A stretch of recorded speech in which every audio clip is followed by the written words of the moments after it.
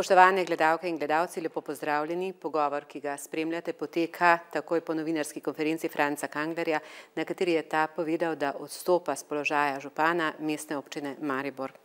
Gospod Kangler, lep pozdrav. Lep pozdrav tudi vam. Ja, takole ste rekli na tiskovni konferenci, socialni in ekonomski položaj so nekateri izkoristili za nemire. Je to to? In tudi za politična obračunavanja.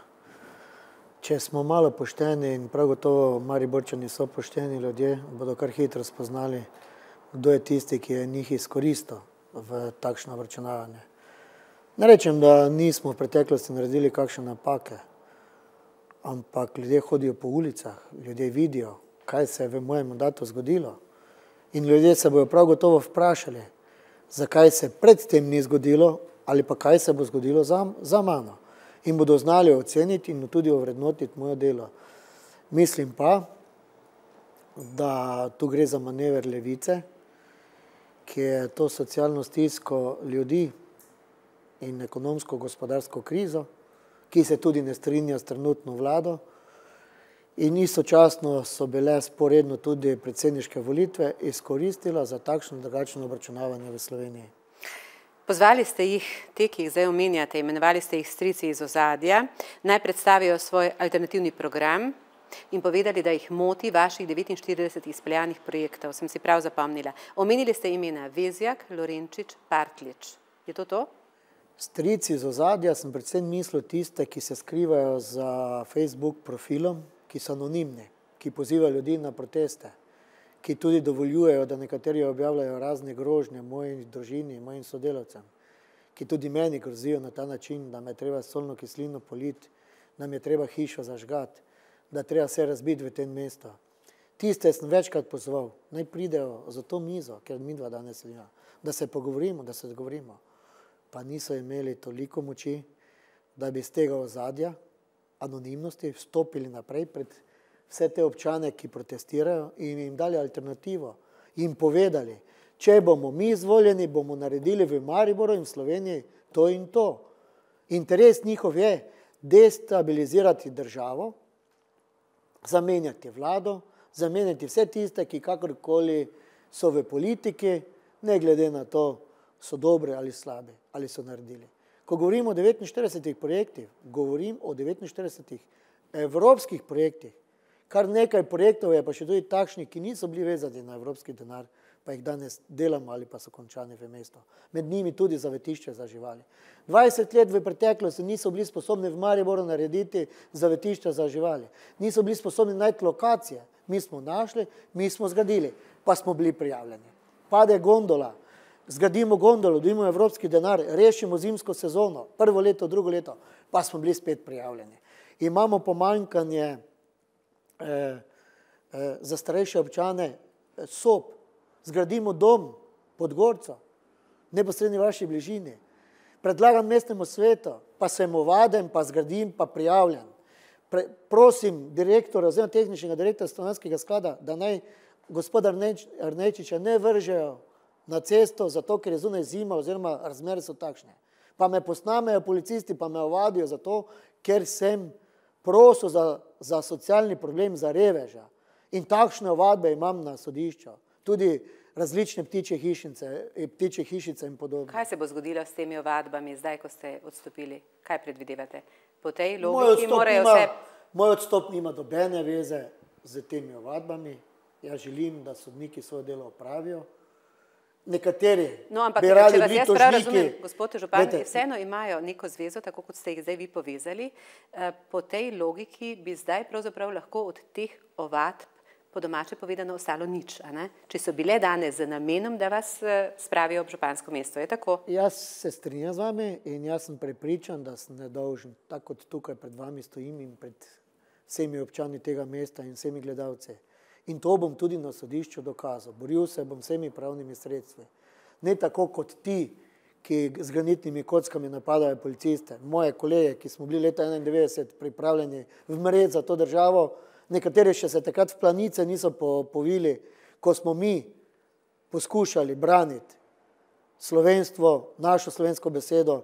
Tudi sam sem bil izvoljen za poslanca 3-krat, od prvega dneva zraven, ko Slovenija šla v Evropsko unijo. In sem danes ponosen, da sem bil zraven od prvega do zadnjega trena, ko je Slovenija stopila v Evropsko unijo.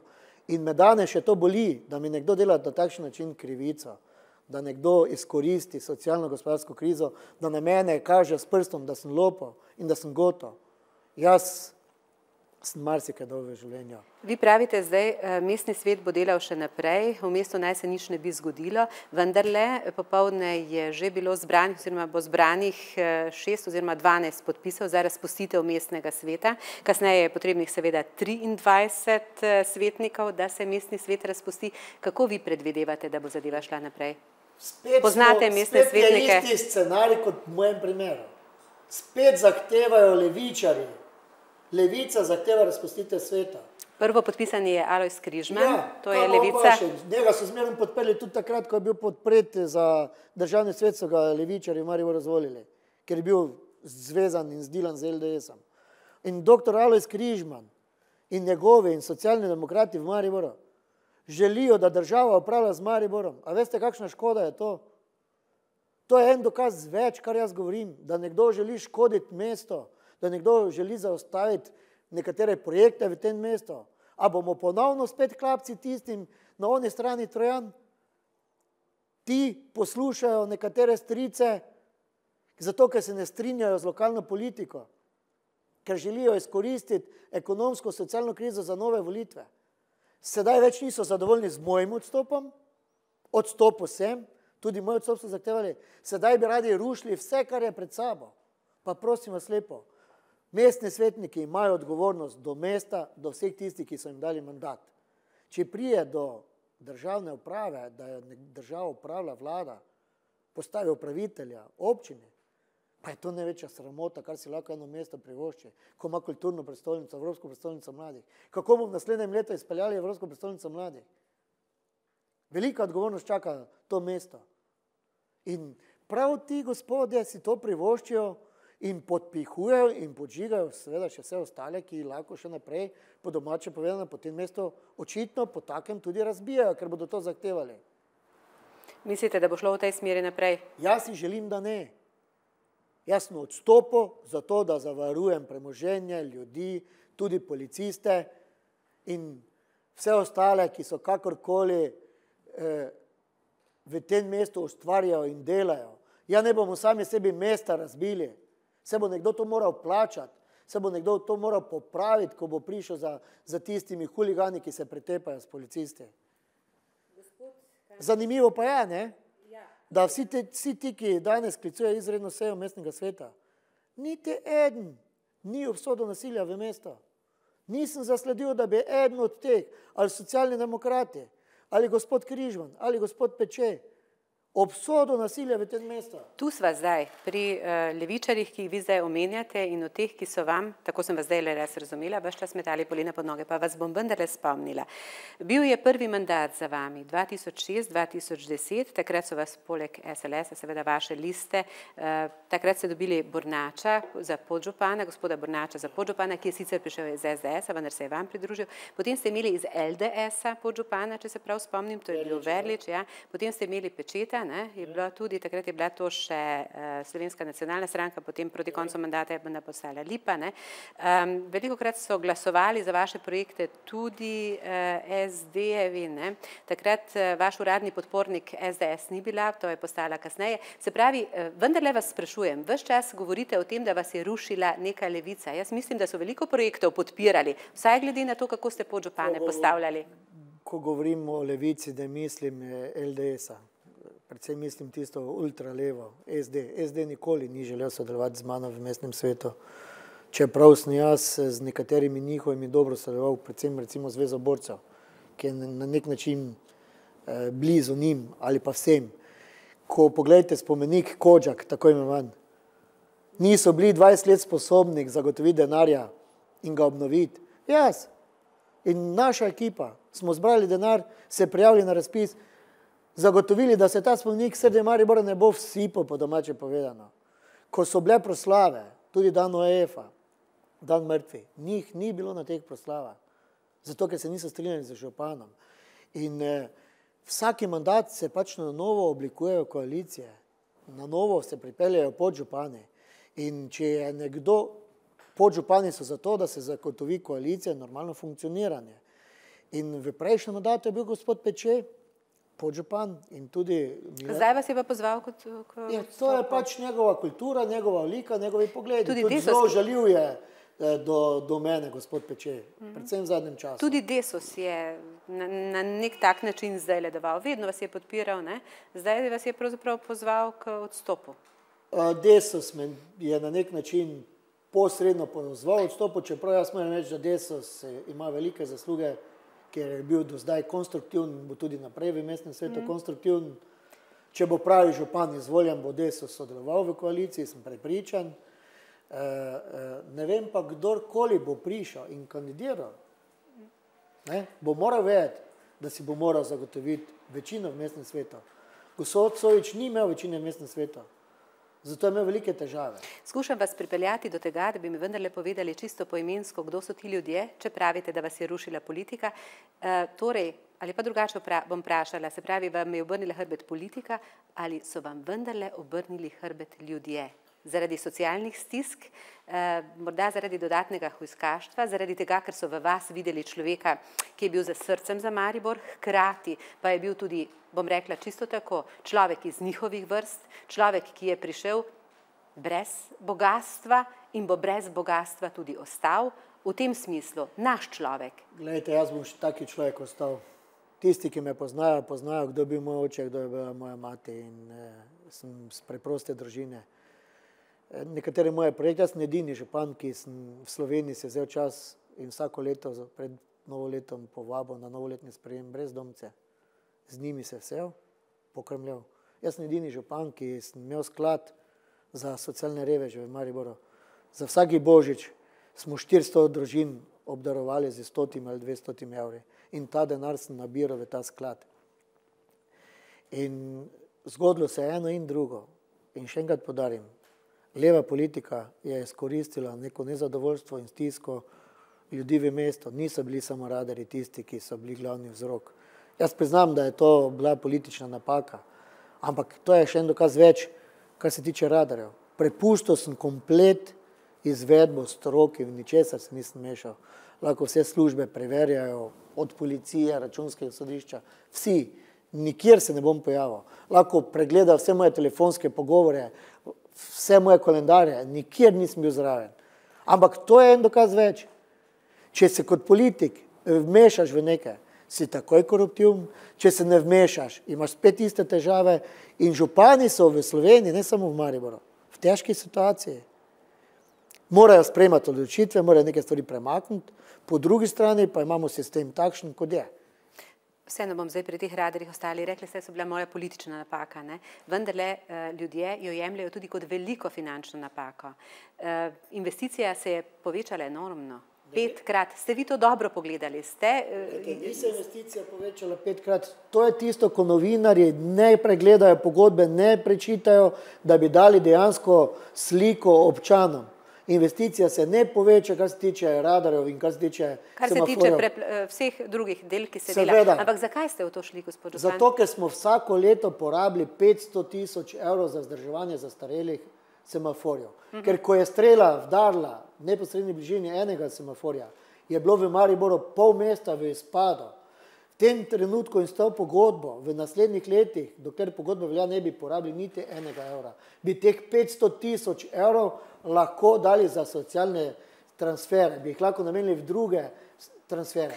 Če pa mi naredimo pametno sobo, tako kot je bila v planu, da imaš takšen sistem semaforizacije v Mariboru, ko rešilec ali gasilec letita na nujno vožnjo, da dispečer na monitorju stisne gumb in njemu spostavi zeleni val, je lahko rešilec 2, 4, 6 ali pa 10 minut prej pri poškodovancu, kot pa drugače pri takih zastarelih tehniki, ki imamo. In naš namen ni bil, da kaznujemo ljudi. Vsi moramo spoštovati predpise, predvsem pa naš namen bil, da povečamo prometno varnost v mestu na ta način, da opozorimo, da morajo v mestu ljudje voziti previdne.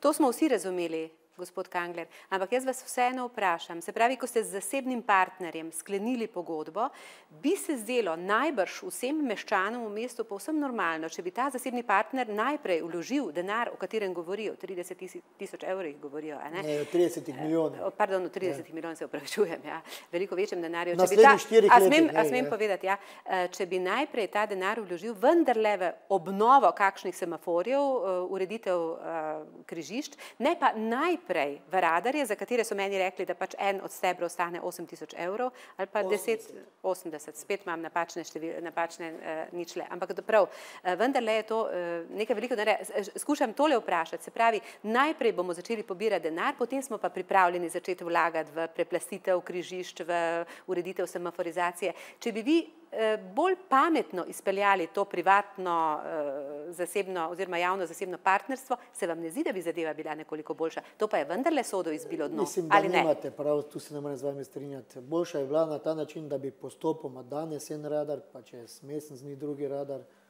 da bi na ta način uvedli. Ne vse naenkrat. A takoj začeli z radarji pobirati denar? Veste, kaj so ljudje zamerili vam? Kaj vam skušam povedati? Če želiš semaforizacijo narediti, marsikateri semafor je tudi obnovljen, ki se s prostim očesom ne vidi. Optične linije, ki so spostavljene, vi in jaz kot občana ne vidimo tega, kar je bilo do sedaj storjeno. In lahko prije policija, lahko prije davkarija, lahko vsi, ki kakorkoli se na to spoznajo, pregledajo v knjige opravljenih del, kjer se vodi komplet. Nihče ne pove, da bo z mariborskimi radarji upravljal Nigrad. Nihče ne pove, da je do danes z mariborskimi radarji upravljal nekdo, ki je zasebnik. Inštitut, ki je čist privatnik lasti 2 ali 3 oseb. Nihče tega ne pove. In zanimivo je tudi to, da več kot pol leta je ta pogodba bila na Ministrstvu za finance. Niti ene pripombe nismo dobili. V tistem trenutku, ko se pa gospod Frangiš spomni, šele takrat Ministrstvo za finance reagira. Kaj je delala ta naša pogodba več kot pol leta na Ministrstvu za finance? Mi imamo vročilnico, ker smo dolžni, da jo dol pošljemo. Zakaj do mene pripombe na to nismo dobili? To, kar pa je pooblaščenka dala pripombe, pa smo z 2 aneksi tudi popravili in tudi sprejeli. Se pravi, tako bi lahko tudi Ministrstvo za finance dalo nam pripombe. Pa niso. Šele takrat, ko se je politik oglasil in ko je politik vplival na stroko, na finance, se oni oglasijo, da to narobe. A ni to malo sumljivo ali čudno? Mislim, da se bo ta zadeva tako ali tako še vrtela in pregledovala. Dajva, gospod Kangler, še povedati nekaj o finančni sliki mestne občine Maribor. Zdaj le čisto tako, kakšna je pravzaprav zdaj ta finančna slika, kolikšen je delež dolgov, tako bom vprašala, in kakšni so ti obroki, kdaj se začnejo plačevati, kako bo, kakšna je pravzaprav zdaj ta trenutek kondicija mariborske občine? Je tako kot vseh ostalih občin. Nekateri prilivi iz prodaje nepremičnin, se pravi gradbenih parcel, ker ni novih investitorjev, so se krepko zmanjšali. In sem v Mariboru v vseh občinah. Po teh izgredih, in danes sem se pogovarjal z gospodom Pučnikom, nam nekateri investitorji, ki so želeli investirati v Mariboru in Slovenijo, odhajajo. To ni zdaj postal problem Maribora, to je postal problem Slovenije. Nihče ne bo želel več investirati v Sloveniji, ker nimamo zagotovljene na ta način pravne države. In s takšnim nasiljem nad policijo, nad premoženjem, ne bo noben iz tujine prišel investirati in ponujati nam dodano vrednost ali kakšno novo delovno mesto. V mojem mandatu smo se res zadolžili. Zadolžili smo se za evropske projekte, kjer smo svoj denar vlagali. Smo pa povečali knjigovodsko vrednost mestne občine Maribor v 4 letih za 174 milijonov evrov. Na osnovi česa? Na osnovi počrpanega denarja iz Evrope, na osnovi novih projektov, na osnovi novih zgrad, ki smo jih zgradili. Poglejte Lutkovno gledališče, vredno 15 milijonov. Prej ga nismo imeli, s tem smo že povečali knjigovodsko vrednost za 15 milijonov. Stadion, prej je bil vreden, ne vem, 3 milijona ali 5, zdaj je vreden 15 ali pa 20. In če mi dobimo za vodovod 20 milijonov evrov iz Evrope, če smo nekatere druge investicije na področju komunale peljali in recimo prej nismo imeli zavetišča za živali, zdaj imamo zavetišče za živali, smo takoj knjigovodsko vrednost povečali za 2 milijona. Smo dobili evropska sredstva več kot 2 milijona za Naskov dvorec. Ta Naskov dvorec ni več vreden milijon, je vreden 6 milijonov ali pa 5 milijonov. Tako karantena. In to so projekti, ki ne lažje, se vsak lahko to pogleda, se je nadzorni svet občine, vse to pregleda. In je knjigovodska vrednost mestne občine Maribor zrasla za 174 milijonov. Se vendar, to ni zanimivo za tiste novinare, ki bi morali tudi to plat zgodbo dati.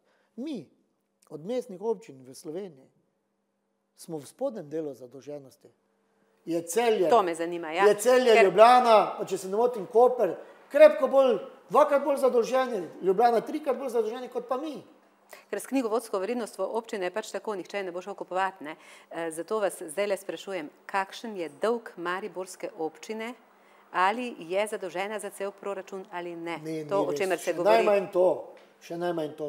Kakšen je torej konkretno dolg javnih podjetij, ki so v občini, kakšen je dolg in koliko je glavnica? V tem danem trenutku nimam točne številke. Pa vsaj okvirno. Okvirno sem pa povedal, da smo pod povprečjem Slovenije, da so med mestnimi občinami na število prebivalcev krepko manj zadolženi, kot so pa druge občine pred nami, mestne.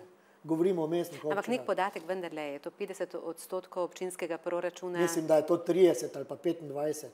Še to ne. Je to, gospod župan, lahko povsem res, da vas je, koliko je mestni proračun, je 120 milijonov? Ne, ni 120. Moramo gledati prihodke. Proračun mestne občine Maribor je med 70, 75 ali pa 80 milijoni, to je realni proračun. Kadar pa imaš ti realizacijo, tako kot imamo v planu, da dobimo od države za umetnostno galerijo 10 milijonov evropskih sredstev, pa lastna sredstva zagotavljati, takrat lahko tu imaš proračun 100 milijonov ali pa 115 milijonov. Občina pa je vzela dvakrat po 12 milijonov v vašem prvem mandatu, je tako, in v drugem mandatu je dobila 10 milijonov kredita. Manj, mislim, da 9 pa nekaj v tem smislu. To je pa torej ta zadolženost, ki je na kako dolgi rok plačljiva? Mislim, da 10 ali 15 let, ne poznam vseh. Se pravi, do leta 25 približno. Ampak tako kot vse ostale občine v Sloveniji, ker je potrebno črpati evropska sredstva.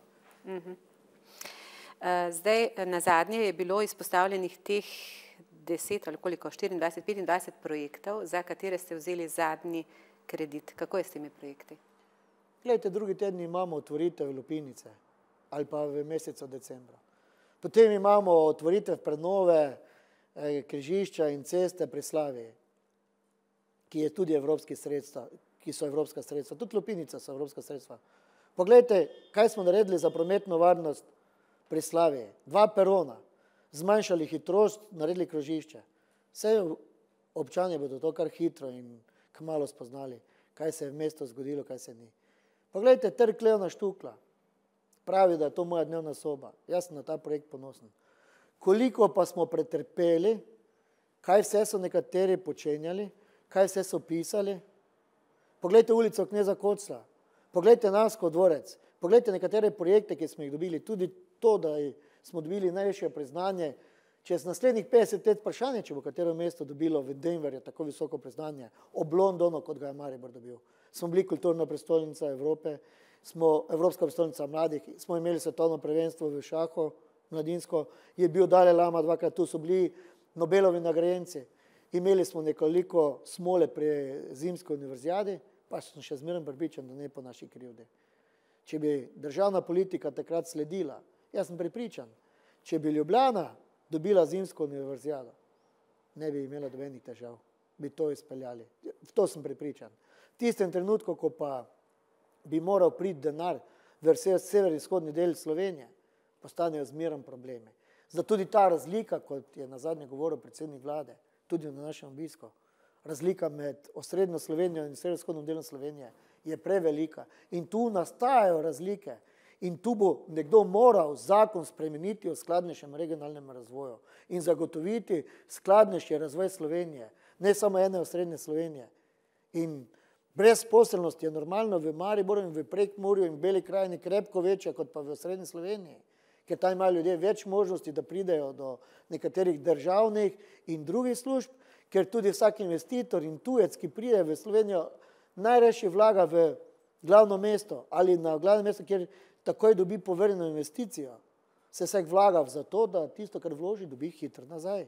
In težko dobiš denar nazaj v nekem okolju, kjer ni denarja ali pa so nizke plače ali pa male plače ali pa socialna kriza velika. Gospod župan, Evropska prestolnica kulture je dala seveda veliko rezultatov, veliko je bilo kulturnih dogodkov, vsega, vendar ni dala tistega, kar smo pričakovali. Po Evropski prestolnici kulture naj bi vendarle ostalo tudi kaj oprijemljivega. Govoriva seveda o Maksu in temeljnem kamnu, govoriva o knjižnici novi, govoriva o ureditvi Nabrežja Drave, govoriva o galeriji. Res je. Galeriji. Dala bo pa, mislim, da tudi ljudje to vidijo in ljudje na nek način na to opozarjajo. Jaz verjamem, da mi boste zdaj za krizo odgovorili, ampak vendarle ostala bo kopica, bojim se, da brezposelnih ljudi, ki so zdaj iz tega naslova v tem letu vendarle nekaj dobili. Kaj bo v letu 2013? Glejte, tudi ta moj odstop bo njim najbolj škodoval, tistim zaposlenim na zavodu EPK, ker bodo morali čakati na novega župana, da bo sprejel odločitve. In novi župan bo zvoljen šele takrat, bo prepozno za njih zasnoviti novi zavod, ker nekdo se bo moral pogovoriti z drugimi župani, ampak to so zahtevali od mene. Tudi nekateri so iz zavoda EPK dobivali denar, ki so protestirali tam, ki so tudi bili soorganizatorji ali pa so lepo spletno bili tudi proti meni in proti občini. Nič narobe, če so protestirali. Niso se pa zavedali v tistem trenutku, ko bom jaz odstopil. In to sem večkrat javno pred novinami rekel, da bo povzročena škoda mesto in tudi nekaterim zavodom. In prvi taki zavod je sigurno zavod EPK. Druga zgodba. Bil sem, ko je bil še predsednik vlade, gospod Borut Pahor. Imam tam celo posnetek. Dogovorili smo se, da bo Maribor iz naslova Evropske prestolnice kulture dobil 70 milijonov evrov. Do tega trenutka enega evra strani države nismo dobili za investicije v kulturno infrastrukturo. Do tega trenutka. In to ni kriva desna vlada, to je prejšnja vlada kriva. Niso imeli posluha, meni so obljubljali. Bili so zraven vsi, da bodo evropske razpise tako nastavili, da bomo lahko počrpali denar za knjižnico, za galerijo, za brežino reke Drave in tudi nekatere druge projekte. Do letošnjega leta ni bilo razpisa. Kako se naj prijavim z galerijo, če ni razpisa? In tudi ta problem, ki je danes nastal, seveda ni proračuna, ne bo proračuna, glede na dogodke. Jaz želim, da bo novi župan si sestavil proračun v mestnem svetu. Do danes, vam lahko povem, smo veliko naredili, smo imeli koncept tudi za 2013, za 2014. Nekdo me je silo v to, da naj odstopim. Nekateri bodo danes ali pa kot mojo božično novoletno darilo, moj odstop ali pa prenehanje funkcije veseli. Nekateri bodo pa tudi v tem mestu zaskrbljeni. Predvsem tisti odgovorni, ki poznajo, ki vejo, kaj pomenijo predčasne volitve za mesto, za razvojne projekte in tudi nekatere ustanove. Ko sem se jaz kot župan boril za podjetje Nigrad, dokupoval delnice, so me nekateri pribijali na križ v tem mestu. Če ne bi bil takrat tako trmast, bi danes vsi delavci Nigrada s podjetjem Nigrad bili v stečajni masi. Pa danes imamo dobro podjetje, v dobri kondiciji in delavci v Nigradu imajo kruh, ker je to dobro podjetje. Takrat so pa nekateri želeli to podjetje prodati. In če bi jaz popustil pritiskom, ki sem jih imel, vseh strani, da se ne bi uprl temu, danes bi to podjetje bilo v stečajni masi. Pa ni. Moram vas seveda še vprašati, kako je z tem državnim svetništvom? Boste tudi tam odstopili? Vzel si bom premislek, čas, želim, da nekatere stvari zaključim. Na konstitutivno sejo bom odšel. Mislim, da je prav, da se izvoli novi predsednik, da nekoga podpremo, izvolimo. Glede na dogodke in glede na vse, kar imam na sodišču, jaz upam, da bom hitro nekatere stvari zaključil, da bom lahko začel dokazovati. Še enkrat povem, pri meni je bila hišna preiskava doma zrežirana. Meni so prepeljali priče na hišno preiskavo, in mi policija ni dovolila, da bi imel svojih prič. To še komunisti v socialistični državi niso počenjali, so ti dali možnost, da si šel po priče, poznam, meni so jih pripeljali. Nekatere priče, ki so bile pri meni na hišni preiskavi, so delale za policijo, so imele svojo nalogo v mojem stanovanju gledati. To je razvidno iz dokumentov, ki so na sodišči In jaz pač pričakujem in verjamem v sodno vejo oblasti, da je zaenkrat v Sloveniji pravična. In na to računam, da bodo tisti sodniki, ki vodijo moje zadeve, presojali po svoji lastni presoji in pravično in pošteno, tako kot se ena pravna država zasluži. In verjamem zaenkrat, če v sodni sistem, čeprav tožniki bi pa radi bili tudi sodniki. To se pa vidi v mojem primeru. Kaj bo sicer Franc Kangler delal? Ne vem, v tem danem trenutku. Moram reči, da predvsem želim, da mojo družino razbremenim za svojo funkcijo, ki je v zadnjem času bila zelo obremenjena pod velikimi stresi, predvsem pod velikimi pritiski, pod velikimi grožnjami. Moj otrok ni neum in moja žena, da ne bi znala prebrati nekaterih groženj na Facebooku, čeprav sem nekatere časopise odjavil, ker so škodovali mojemu otroku pri šolanju in še ne vem kje. In posvetil se bom tudi malo študiju, predvsem pa si moram najti neko primerno zaposlitev. Hvala lepa za ta pogovor, gospod Kangler. Vam, dragi gledalci, pa najlepša hvala za pozornost in nasvidenje.